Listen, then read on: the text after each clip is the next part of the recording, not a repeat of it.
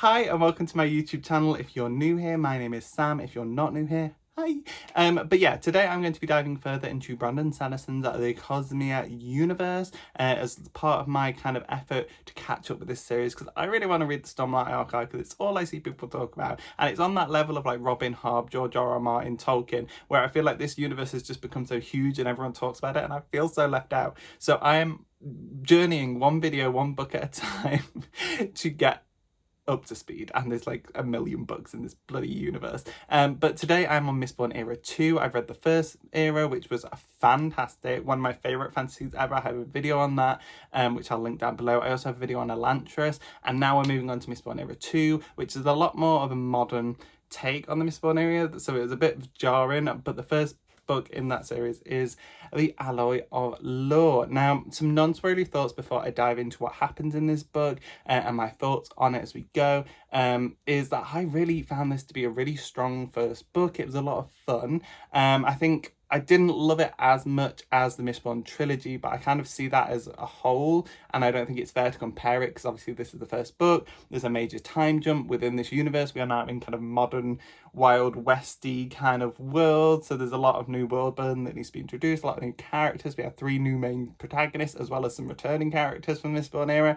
And yeah, there's a whole lot that this book had to do, so I don't hold it against it that it took a more basic approach to what the plot was. Like, if you looked at this plot compared to the other ones, not a lot happens. It's kind of just your typical Wild West story, but it was fun and it alludes to a lot more that might be happening in the next 3 books. So I found it a really strong, good first book. I thought the characters were really interesting. We have 3 main characters. We have Wax, we have Wayne, which this series is dubbed Mistborn Wax and Wayne. I keep nearly calling him Max. Wax and Wayne. And then our third main character is Marasi, or Marasi, however you say that. I'm going to say Marasi, even though that's probably wrong, but that's just how I read it. And there are 3 main characters, and I'll talk more about them when we get into the plot, but they are so interesting. Their dynamics are so fun. Still not as in love with them as I was with like Cazed and Kelsia and all our other characters, and Vin and all our other characters from the previous book, but I'm going to give them a chance to grow on me. My main takeaway from this book is, yeah, it was a lot of setup, and I am very much intrigued about, especially with the ending, which I won't say, don't worry, but there's something at the end that happens, something that I was not expecting, and I was like, oh my god, I didn't expect this to be happening. I'm so excited to see where this thread is going to lead and where these characters are going to come in and do what they're going to do. So yeah, it was a really fun book. I don't really know what else to say non-spoilery. I will say also, to clarify, I read this book a couple months ago at the start of 2026. It is now June, the end of June, and I did film a video for this, then went on holiday, needed more storage on my phone, deleted that video, and now I'm refilming it. So my emotions are not necessarily straight after the point of reading, so they're not going to be as heightened as my Elantia review and my Mistborn era, but I can still really appreciate my time reading this book, and I'm so excited to get this video up and be able to move on to the next book because it's just sat myself. Also in this video, I'm also going to be talking about Allomancer Jak and the Pits of Elantia, I think that's what it's called, the short story that goes along with this that I was told to read alongside this. Anyway, let's dive into some spoilers. So if you don't want to hear that, skip to the end. Actually, you don't need to skip to the end if you don't want to. My overall rating is 4 stars. That's the only reason I would have told you to go to the end. But yeah, my overall rating was 4 out of 5 stars. I dropped a star just because I wasn't as in love with it with the previous book, especially with Elantia as well. When I think about that, it was like its self-contained book, and I loved that a lot more than I did this one. So I'm dropping this to 4 stars, but it's still a really good read. But yeah, I'm going to get into the spoilers. I'm going to talk about what happens in this book very basically from what I have written down, because some of it may have left my head, but we're going to talk about the plot. So leave if you don't want to hear any spoilers. 3, 2, 1. See ya. Okay, so this book opens on kind of a chase in the sewers with our main character, well, one of our main characters, Wax, also known as Waxamillion, which I just think is so funny, and it just furthers my need to want to call him Maximilian. His name's Wax. For some reason, his name's Wax. And we are following him as he is halfway through this kind of pursuit of the taxidermist, who is this infamous murderer. And he's on the run in the sewers. Wax and his partner Leslie are chasing him down, and we see him as like this vigilante character, and it very much establishes that this is something that he does. And yeah, he's chasing this guy down, he catches up to him, but the taxidermist has his partner Leslie, who it seems to have some kind of relationship with. I don't know if they were in a relationship or not, I can't remember. But he's holding Leslie by the throat in front of him as a human shield, and Wax has to make a decision of whether he makes the shot to take out the taxidermist and risk shooting Leslie. And it sets you up to think that, oh, he wouldn't do that, or if he's going to do it, he's going to get the taxidermist, everything's going to be fine. And Brandon Sanderson builds up your expectations of like, oh yeah, we know this typical like standoff routine, we know what's going to happen, and then bang, Leslie's dead. I was like, damn. I started straight away. I didn't even know the woman, but I feel bad. Like, she sees the only person that she's on this chase with, and the proper person that she loves, he's holding a gun, and she's thinking, oh yeah, he's got me, bang, dead. I'm like, oh, I'm so sorry, girl. I'm so sorry. But yeah, it totally, straight from the start, pulls the rug out from underneath you. You expect it to be something where he's going to make the shot, it's going to be fine, he's the cool protagonist, he's got this, and straight away we see him at a moment of failure. An accident, the taxidermist end up dying anyway, I think. But yeah, Leslie gets shot in the head, and it really traumatizes him, and then it kind of cuts to black, and we jump 5 months into the future. And it was like, okay, that's how we're opening it. Okay, we're just traumatizing our main character. He's never going to shoot again, is he? Like, I would never shoot again. Not that I shoot anyway. But yeah, we jump 5 months into the future. Sorry, I'm just looking at my notes there, right there. And we see, firstly, the world is, like I said, a lot more modern. We are seeing skyscrapers, which is not something that we saw in the previous books. Like, yeah, we had the tall stone building stuff, but like these are proper like metal structure skyscrapers. Then we've also got the Wild West as well outside, and all these little towns and wagons and stuff. But we see it's very much like the Industrial Revolution era of Mistborn. We see them they're getting trains established, train routes, and they're still using boats and stuff, but it's very much more industrial and modern feeling. I don't know how I feel about that, because I really liked in Mistborn that we were just in a typical fantasy world, and now we're starting to feel a bit more modern. I'm like, I don't know how I feel about that, but I guess we'll put up with it and see, because I'm not the massive fan of Wild West stories. I don't really like the Wild West, just because, I don't know why, I just don't vibe with it. I don't like cowboys, I don't like the Wild West. So yeah, it was hard to get into, but luckily we spent most of the time in the city rather than in this Wild West kind of era. But yeah, I'm not sure how I feel about that. But we have a quote that I'm going to read, and it says, just describing the state of the world right now, is like, he craned his neck, looking up through the mist at the towering structure. The unfinished top was lost in the darkness. Could he climb something so high? He couldn't pull on metals, only push. He wasn't some mythological Mistborn from the old stories, which immediately establishes both this new world of these new structures, and also kind of brings something that we know as the Mistborns, and he brings it in as something that's long legendary gone. It establishes that that time is past. They're just legends now. They're not really as mainstay as they were in the previous series, which again, just this world building is really good by Brandon Sanderson, and he establishes stuff. Learn that Waxamillion is what they call a twin-born, which is a new idea for us, I believe. Says he was a twin-born, a fluorochemist as well as an allomancer. His allomantic power was steel pushing, and his fluorochemical power was skimming.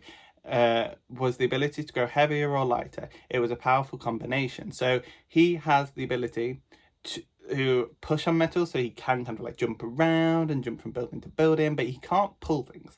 Like he said in the previous quote, he can't pull things. He's not as cool as Vin. He can just push. So that gives him the maneuverability and kind of the stylized combat without all the other cool stuff that Vin had. And also the fluorochemical power, which we learn about in the Mistborn series, is that he can make himself heavier and lighter, and I think that's a cool kind of new twist on these powers that we've seen, and he builds up his stores and stuff like that. So just continuing on that thought quickly, is that we do get more allusions to Mistborn Era 1. We get mentions of the survivor, who's named, who we know is Kelsier. We also get allusions to Caesar as well, who has become this kind of prophet who set up this new kind of religion that Wax follows, which is basically just the act of just being good, being a good person, doing good, promoting good deeds, and I think that's so Caesar. I love him so much, and I love that his legacy has lived on as well. But yeah, so we follow Wax as he's going across the city, and this is his kind of last night, as a vigilante. He's going to hang up the mantle at the end of this afternoon because he wants to focus more on his lordship. He's also a lord, because he needs to re-establish his business. He needs to find a wife and get an heir to fully establish himself in this world, because people are starting to be like, maybe you shouldn't be a lord anymore because you're rubbish. And his business is also struggling because of this group called the Vanishers, who keep stealing raw materials and stuff on these trains and stuff, and it's causing havoc for his business as well. So we see him have his last hurrah in the city, his last kind of jumping around the skies and through the buildings and stuff, and then we see him go back to his mansion. He talks with his butler, who is like, your guests are nearly here, but you have like some dude that's claiming to be your uncle is in the front room, and he's like, shit, because he has arranged for this woman, another noble called Steris, who is in this deal to be his fake wife, and produce him an heir, because she also needs to legitimize herself as well and her name, and he obviously needs the heir. So they have this business transaction getting ready to go. So he's going in this room and he's like, who the hell is in here? Who the hell's saying they're my uncle? They're not my uncle. So he goes in, and this is where we get introduced to Wayne, probably my favorite of the two of these two brothers, friends. I think they're just friends. But yeah, he is such a goofball, lovable, just comedic relief character. Like, he has this funny trait where he is constantly like a kleptomaniac and keeps stealing things, but he justifies it by replacing it with something else. So he'll like steal your like prized like medal or something, and he'll put like a button on it, and it's like fair trade. And I'm like, what an interesting kind of little flair for this character. And he wants Wax to come back to the vigilante life. He wants him to help him track down the Vanishers and what's happening and what's behind the Vanishers and what's going on with them. But Wax is not having it. He's like, no. I have a meeting. You need to go. I have my potential fake wife coming in with her father, and we're going to make a deal. You need to leave. But before he can do that, in comes the fake wife and the father to make this deal with Wax. And briefly, I'll just add, Wayne also has powers, fluorochemical powers, I believe, where he can stop time. He can make like a bubble that freezes time, and he can kind of control if it's going faster or slower, I believe. And he kind of uses it mainly to change his outfit, which again, it's just that flair of that character, but he mainly uses it as like a quick change thing. But this becomes really important later in the plot. But anyway, yeah, so this Cerisi and her father come in. They kind of treat Wayne as the uncle figure, and he kind of backs up Wax, to Wax's chagrin. He's kind of just like, get out of here, I can do this by myself. But Wayne's like, no, you need him, like, he's really good, yeah, backing him up like the wingman. And they end up making this deal. Asteris is like, yeah, sure, we make this deal, we will have one kid, and then that's it, that's our deal. We can both live our lives separately as long as we have that one kid. Yeah, so after this negotiation, they kind of establish that this is purely for business. You can have mistresses or whatever as long as we create this one heir. That's our deal. Fake wife, fake heir. You get your thing, I get my thing. That's the deal. That's made. They're gone. Steris goes. And then Wax and Wayne continue to talk about the Vanishers. They theorize that these Vanishers, who every time they commit a heist, they take a hostage, which is always a girl. And Wax, unable to help himself, starts to theorize maybe perhaps the aluminum, the high value metal they're stealing, isn't necessarily the only thing that they're after, and perhaps the hostages are also a key part of their plan. Are they collecting maybe Allomancers? Maybe these women are Allomancers and that's why they're stealing the metal, and this is like a little investigation plot line that we go through. We end up going to this ball to try and we kind of get this idea, sorry my neighbour's looking at me, we get this idea that they're going to attack this ball. They're going to do a heist at this ball, I believe, so they go there, him and Wax and Wayne, and it happens. Miles, this old law enforcement buddy of Wax's, when they were out in the sticks, they were law enforcement together, like these little sheriffs, but then Miles became very disenfranchised with the powerful and the role that he was playing, and he kind of became disillusioned and decided he wanted to make change, and he did this through attacking people. He does attack the ball that Max and Wayne appear at. We see this really cool fight scene, and yeah, they end up kidnapping Steris, the wife prospect at the start, from this ball, and this kind of brings Wax fully into the plot of like, okay, now I do need to get involved in this because I need to get her back. I need to make sure she's safe. We also, at this time, obviously it's been a couple months since I read this, meet Marasi or Marasi or Marasi. We meet her. I can't quite remember how we meet her. I don't know whether it was at the ball or before that, but she's kind of this headstrong character who really comes up against Wax and acts as his like foil, and it's really interesting. She challenges him a lot, and she challenges them both a lot. She really does not get along with Wayne. Like, they're begrudging friends, but you can tell they're not having it with each other. I love it. Begrudging friendship, and she kind of joins the group as well. But after the fight at this ball, they go on the run because they don't want to get like pinned up for this issue and this kidnapping and stuff. So they end up on the run, and they end up at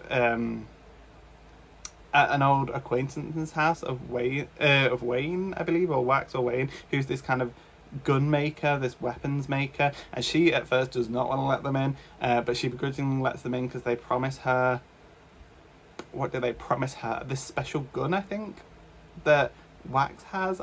See, it's been too long since I read this book. I'm so sorry, I forget all the details. Maybe you can remind me in the comments below. But they end up at this woman's apartment, and she kind of hides them while the law enforcement is potentially looking for them. And we get a bit more dialogue here. We see that Wax is given a gun by her because she ends up decided to help them when they convince her to supply them with weapons and they'll pay her back. She gives Wax this gun called the Vindication, and I'm like, that's so on the nose of like a reference to Vin from the previous era, but I love it. The Vindication, like Vin will live on in this series as well as a gun, I suppose. Which I don't know how I feel about Vin just being a weapon again. She was a lot more than that, but not anymore. She's just a gun for Wax, but I just love the name Vindication. And it's made specifically as well for Allomancers, so that they can turn the safety on and off with their metal pushing abilities, so that other people can't tamper with it as well. So yeah, that was me struggling my way through the plot of the first half of this book, because like I said, it's been a couple months, but that's the general gist of the main points of that were happening. But then we get to the final confrontation. I forgot to mention that Miles is like invincible. Like, he has so much fluorochemical life and power stored up that he can instantly just heal any wound. Like, if you shoot him, he'll just heal and stay alive, and he's set up as this unkillable character. And it gave me Final Empire vibes with the Lord Ruler, who was set up as this undefeatable force, this unkillable man, and we've got our little band that are trying to kill him, and it was very much the Final Empire vibes again, but not as good. Not as good, but it was that vibe. Unkillable main character, little army that we're building. But yeah, we find out that Miles is behind it all. He's in control of these vanishes, and we decide that we're going to hijack one of his heists and find out where his base is. So they set up this kind of trick where they put Wayne within a train car and then fully seal it, because they know the Vanishers are going to steal it. And then that goes, and then Marasi and Wax follow it, but then it all goes wrong when the train ends up in the warehouse, and Miles knows, and he sets up everyone. He's like, Wayne is in there, I can feel him, we're going to shoot him as soon as he comes out. So Wayne is like, okay, as soon as I leave this door, I'm going to die. So he ends up like throwing, I think it was him, throws dynamite out the door and just causes this huge explosion and it disappears in the mist. And that was a really cool scene. It was really tense because you were thinking about like, oh my god, this is an undefeatable force. How are they going to get around this? He's literally trapped. Wax can't get in there and help him. Wayne is trapped in this car, and as soon as he leaves, he's going to die. And yeah, then the dynamite. It's really fun. And then all chaos ensues, and they start trying to take down all of Miles's men, but they're seemingly not going after Miles specifically. First, take out all of Miles's men, and it's not made abundantly clear this is what they're doing, but by the end of the fight, we explicitly, yeah, they were doing that on purpose. They were taking out all of Miles's men before they specifically went to Miles, and he's just kind of there goading them this whole time, like, hey, you can't get to me, you can't get to me, and they're like, they're not going for you, they're taking out all your men. But yeah, then when they do end up confronting him, it's Marasi, who's in a similar manner to Leslie, is kind of pinned down by Miles. They're in the storage room, he's taunting her as he's looking for her, she's hiding. Wax can't quite get to her without revealing himself and ruining the plan, and it ends up in this very similar situation to the very start. We get some dramatic irony or dramatic parallel with the start, where he and Miles ends up with with Marasi in a similar pose to Leslie, where he's holding her in front of him, and Wax has got to make the decision of whether he's going to make the shot. Wax does end up making the shot with Wayne's time stop ability. They end up triumphing, and we find out that it had all been a trap. So I'm just reading straight off my notes here because it gets a little bit confusing. But it turns out it had all been a trap for Miles, as they took all his men out in order to make sure that no one could alert Miles to the fact that he was now actually in one of Wayne's time bubbles. They had lured him into the storeroom. Wayne had created this time bubble to slow down time inside, and they were just stalling whilst Wayne went and got the law enforcement to come give them some much needed backup. So they took out all his guards so that no one could go into the time bubble and tell Miles, or no one could break the time bubble by like beating up Wayne or anything. So they took all the men out. So it was just Miles by himself, and they trapped him, got all the law enforcement, broke the time bubble, law enforcement, dogpile Miles after Wayne's made the shot to free Marasi. And yeah, they just dogpiled him. And I did put some quotes here. So it says, "Fool, woman, stay back, unnoticed. That was the plan." This is Wax talking to himself. Miles cracked his knuckles audibly. "I suppose I should deliver you to Suit Girl. You're on his list, and you can replace the one Waxamillion set free. I'll probably have to track her down." So Steris ends up getting freed by Wax mid-fight. I keep nearly calling him Max. Wax frees Steris, his soon-to-be fake wife, during this fight, and then Miles is so angry because he's supposed to be supplying these women to someone else, some bigger force, so he's going to use Marasi to fill this slot. That's what he's done about there. So Marasi says, "Why is it," Marasi says angry, "that small-minded men must destroy that which they know is better and greater than they are?" "Better than me," Miles says. "This." "He isn't great, child. The greatest men can be taken down by the simplest of things. A lowly bullet can end the life of the most powerful, most capable, most secure of men." "Not me," Miles said. "Bullets are nothing to me." "No," she replied. "You'll be brought down by something even more lowly." "Which is?" he asked, amused, his voice drawing near. "Me," Marasi replies. Miles laughed. "I'd like to see it." He trailed her, and that was really badass scene. Where she's like, "Oh, something so much lowlier than Bullet because you have no respect for women." Me. And then she ends up taking him out. But yeah, so the police come in, Marasi frees herself with Wax's help, and the police come in, dogpile Miles, hold him down, they arrest him, and then as Marasi, I don't know how to say her name, I will know by the next book, is giving her report to the police about what happened, and this is the first kind of vibe we get of Wax having feelings for her, and he says he glanced towards the room where Marasi was giving the report of her involvement in this mess. She was entrancing, beautiful, intelligent, motivated. By all logic and reason, he should have been completely infatuated with her. In fact, she reminded him a lot of Leslie. Perhaps that was the problem. Now, I think there's an age gap, so I don't know if this is something to root for, but it's been a couple of months, and I don't know if they're the same age or not, but if they are the same age, let's do this. If they're not, maybe we should. It just seems really sweet that he just sees her, and he's just like, wow, what a woman. She's amazing. So, yeah, then we jump towards the end of the book. We see Marasi watch the public execution of Miles, which is this really horrific scene, but he deserved it. It's basically this firing line of people just constantly shooting at Miles until he's healing himself, but his stores only run so deep. So he's healing himself, his stores are running out, they shoot him again, he heals himself, they shoot him again, he heals again, they shoot him again, he's starting to run out of power, and eventually he succumbs to all the bullets. And this is really the brutal scene, and Marasi's just sat there like with her popcorn, like eating and just watching him get shot, and it's brutal. So it's a continuous firing squad until he runs out of store. Then jumping to what Wax was up to when Marasi was watching this really horrific execution of Miles, a character who I think deserved what he got, but also I'm kind of upset that we won't see him again because he did feel like this really intimidating, unkillable force that I would have liked to have seen a bit more of. But yeah, he's been taken care of. But Wax has figured out who was funding Miles's operation, who was this big power behind him, and it turns out it was a lot closer to home than he suspected, because there was a point where he went back to the mansion and the butler tried to assassinate him. Luckily that didn't happen. Obviously our main character's not going to die to a butler, but he then came to the conclusion that the only person that the butler would be more loyal to than Wax would be the person that hired him, which was Wax's uncle, who was presumed to have died ages ago in an explosion, but Wax ends up finding his uncle in this house, and he goes, it was all a ruse, you've been funding it all along, this is where the women have gone, and he kind of ruffles that up.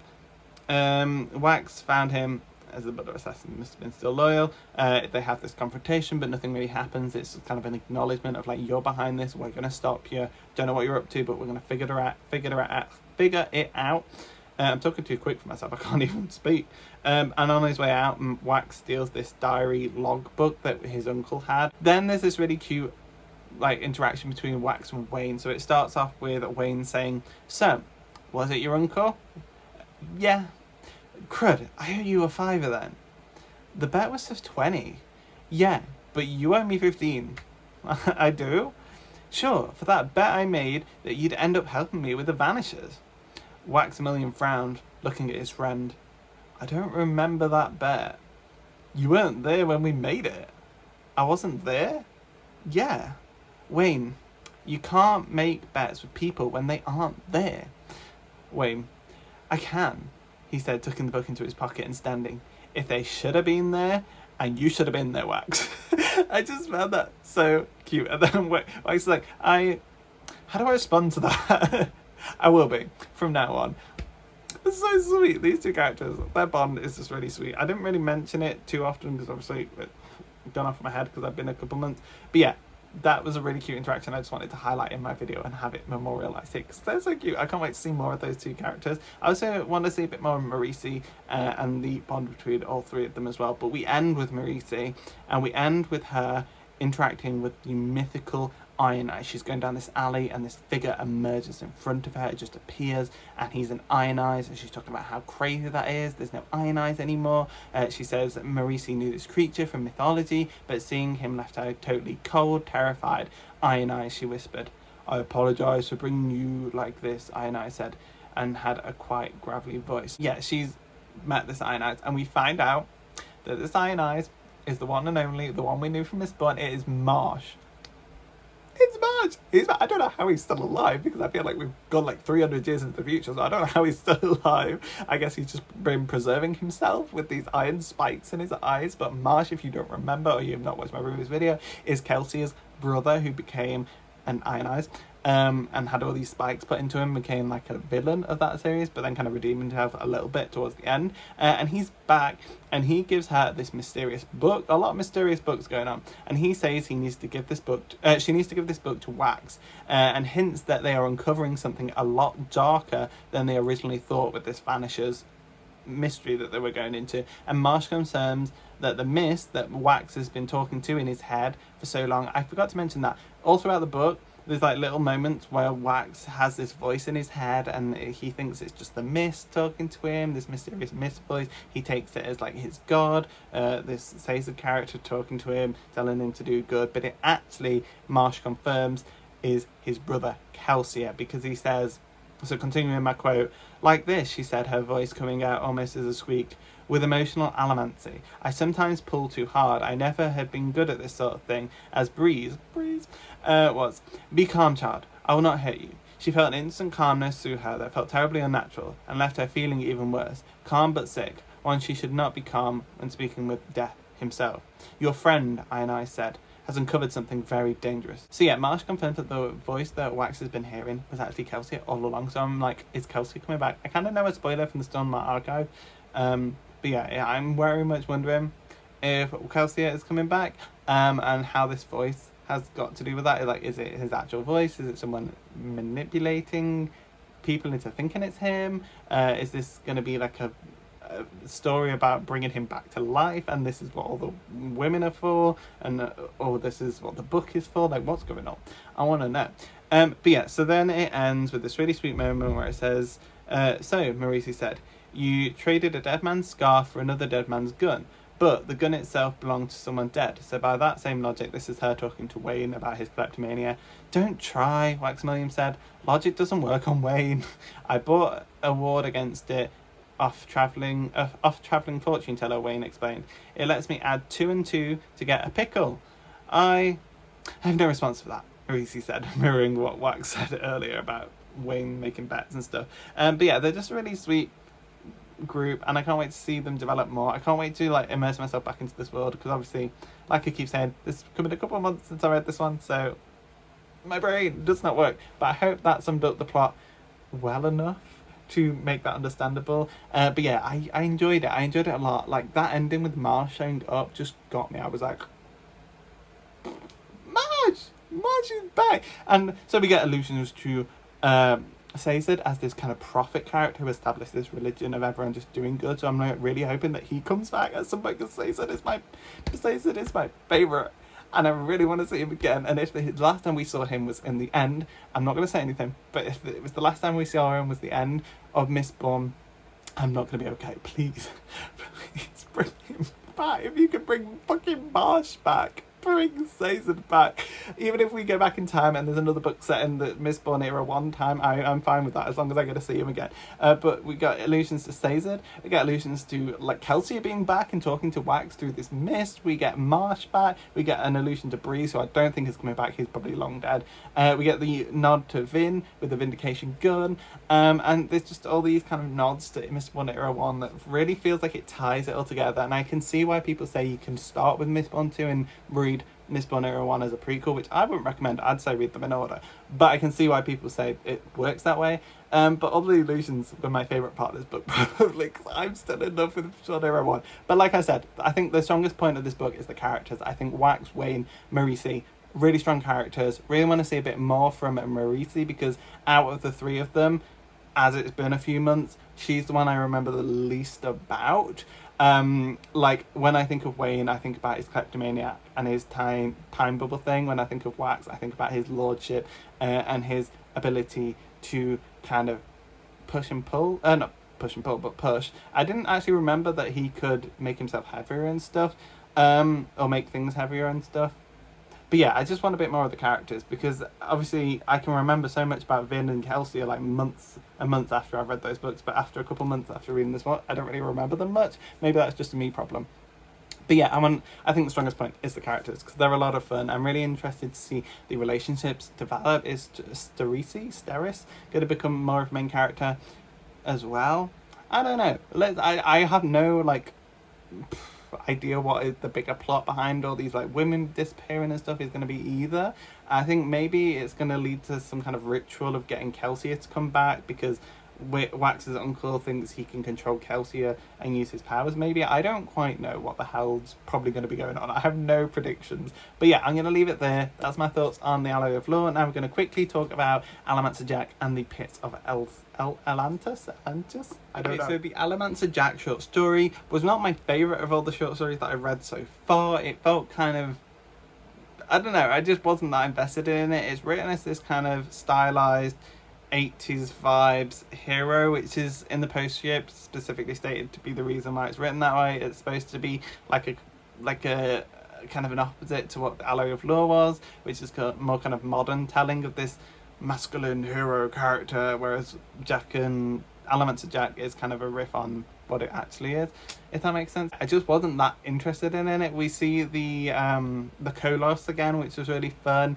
and we get a bit more lore around how they work, so I'm wondering if they're going to be back in Mistborn era 2. We kind of learn that people can transition into Kolos, or Kolos start as like not proper Kolos, and they reach a certain age, they can decide if they want to be Kolos or they actually want to go and be in the human world, and humans can come and defect and become Kolos. And it's this really interesting kind of exploration more of the Kolos after we saw them in the Hero of Ages the last time we saw them, so it was really interesting. But I'm just going to read off my notes, because I do not remember this at all, other than it was like this really annoying adventurer who had been captured by the Kolos trying to save this woman, and he ends up having to pretend to do this trial where he has to jump into their river to retrieve an artifact to prove that he's worthy of living and escaping with this woman that he's in love with. And he goes down and he gets this box, he brings it back up, and they're all like, oh my god, he's got it, and he opens it up expecting like a really big treasure, and it's just a bunch more of iron spikes, which is really great for the Kolos, because that's how they make Kolos, is they use these iron spikes on the skin and stuff. But to him it's like, oh, this is kind of lame, it's just some spikes. And then his girlfriend's like, yeah, but the box is really expensive, so there you go, you can keep the box and become rich. And he's like that, and all the way throughout this story he has this companion, this side character who's writing down this story and like as like a retrospective, and he's leaving all these footnotes of like these snarky footnotes going, yeah, no, he's rubbish, yeah, we know how stupid he is, he's been dumb, yeah, he always forgets about me, but he's the best part of it because he's actually kind of interesting. But yeah, so I'm just going to quickly read my notes because I can't remember, other than that being the main point, I don't remember what I thought about it other than I just wasn't that interested. So I put, this is an in-universe tale from an adventurer written by a very sassy scribe. Jak is described as being captured by the Kolos after defeating their king. He ends up inheriting this title and has to prove his worth. That's why he has to do the trial. And he's trying to rescue his girlfriend, Alessandria. He breaks her out of jail only to be revealed that his girlfriend is also a Kolos and has not transitioned yet.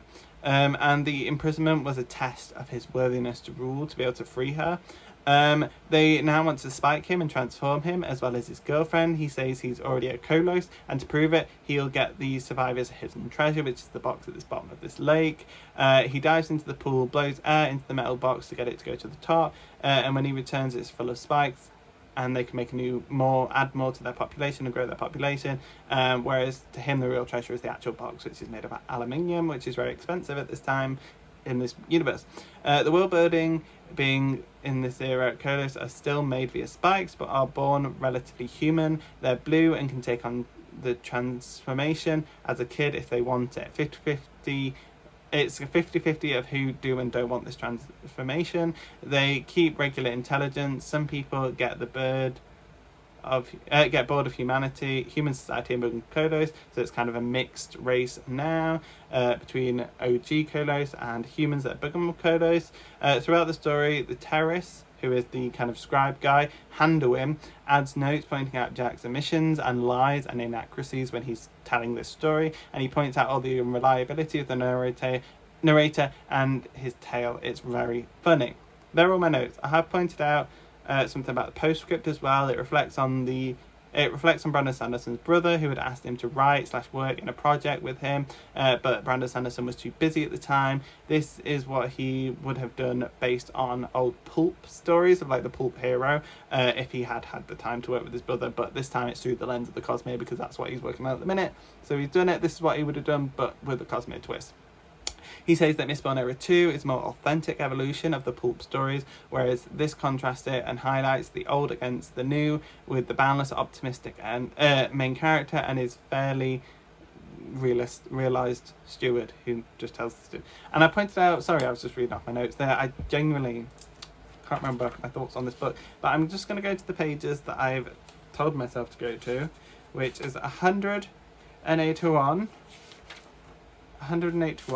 and it's me first highlighted quote. So it says, I suspect Jak was hallucinating through this entire section as a result of the trauma to his head. Upon doing this edit, I wish several times to be similarly afflicted. Brutal, savage, love it. And then we have, I personally much prefer the audience of the bound volumes, such as this one. Their keen regard for my personal annotations proves them to be of far superior taste and intellect, which is Brandon Sanderson like fluffing up the audience, and I love it. It's funny. I like Handuin. I'm left to wonder why these extreme events never happen in my presence, which is him kind of saying that, yeah, none of this happened. And then it's just a note at the end of the story where Jak and Elizabeth go off. They're freed from the Kolos. They go off with this special box. And then Handuin just puts in the notes, yes, they forgot about me. Because, yeah, he's not mentioned at the end of them going back and actually freeing him. He's just left behind. I've forgotten. But, yeah, that was the Allomancer Jak and the Pith of Elsion. I'd rate it 2-3 stars. I like the idea of it. I like the riff on this old pulp story, this old hero, optimistic hero with boundless optimism, and just thinking he's the best of the best and that he's the pure amazing hero of the story when actually he's making things up and lying. I do like that aspect, and I really like Handuin. I would love to see him again as like an actual character in the Mistborn Era 2 or the Stormlight Archive. But yeah, I wasn't that too big on it. 2 or 3 stars out of 5. I don't really care. But yeah, that was my thoughts on the Alloy of Law and the Allomancer Jak and the Pith of Elsion. I really can't talk in this video, can I? I keep tripping myself up with my own words. But yeah, I'm glad to finally have this video filmed again. I can finally move on to the next Bands of Mourning, I believe the next one's called. Or Shadows of Self. It's one of those two. I can't wait to move on to that one and actually be able to react to it after I've read it rather than months after. So sorry about that. But yeah, this video is up now. We're 3 videos into Brandon Sanderson and Cosmere. We're on Mistborn Era 2. And yeah, I can't wait to keep going and keep discussing this with you. So let me know in the comments what your thoughts were on these 2 stories. What have you got any like theories about what's going to be happening? No spoilers for me, please, if you have already read them, but I would like to see theories if you've not read them yet and you're reading along with me. Yeah, the Alloy of Law, 4 out of 5 stars. Allomancer Jak and the Pith of House N, 2 or 3 stars out of 5. For a short story. Obviously they don't really equate because this one is like a couple of pages, this one's a whole book. But yeah, anyway, that's my video. Hope you enjoyed watching. Thank you so much for watching. If you did like this video, then let me know with a like. Subscribe for more content from me to follow on with this Cosmere universe adventure. I also talk about other books as well occasionally. I'm not the best at posting. I also post vlogs as well. I recently went to the Baltics and I'm about to have another video up about Scathos, Greece and Athens. So yeah, I do vlogs, book content, whatever I feel like. So yeah, subscribe for that. And share this video with your family group chat, because why not? I stole that from the Italian batch who I've started watching recently. He's kind of funny. But yeah, share this video. Share the love. Thank you very much. See you in the next video. Bye.